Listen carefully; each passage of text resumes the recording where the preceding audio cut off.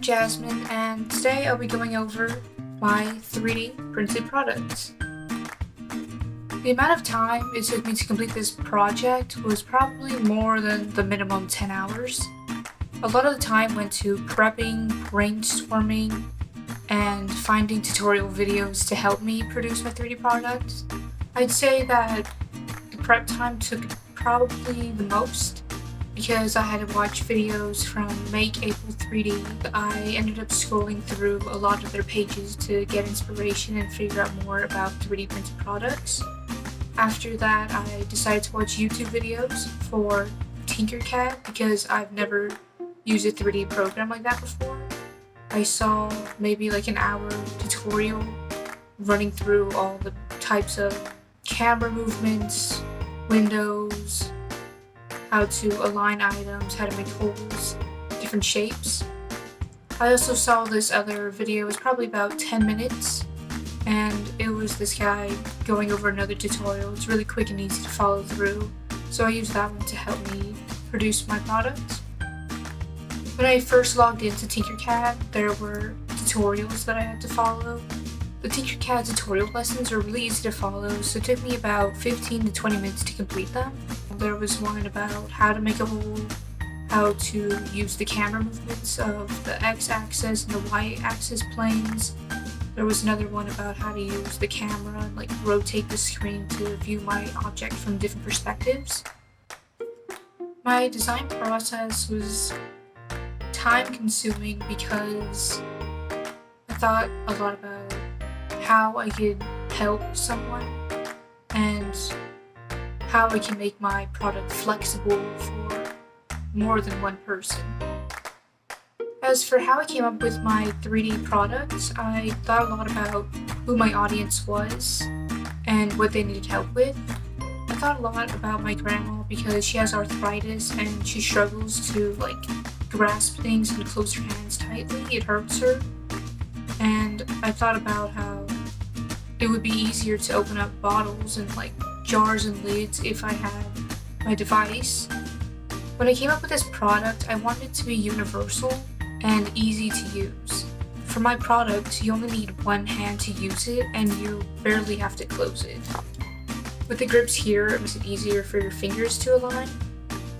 And for my final product, it would be where you close it, but you don't have to close it that harsh. So someone who has one arm can use it, someone who has arthritis can use it, old people can use it in general, and if you just have trouble clasping your hands. The brainstorming and design process took a lot of time because I had a lot of ideas, but I didn't know how to make it come to life. For example, my final product idea is where you close the handles and the inside of the circle rotates so it opens the lid. I also wanted to make my product reversible, so if you were to use this side, it opens the jar, but if you flip it, this would close the jar. That way you don't have to apply much strength closing it or opening it. With my product, I wanted it to be where the insides come in, so it doesn't matter what size it is, but I also thought about if you had bigger jars, this wouldn't be big enough to open them. As I was designing my product, I had to think a lot about how my handles would close, how it would interact with my bottle opening surface, and how everything would interact with each other. As for how I came up with a solution, I saw many videos on Make April 3D, which kind of inspired me to think of this idea. I also wanted it where you don't have to apply much strength.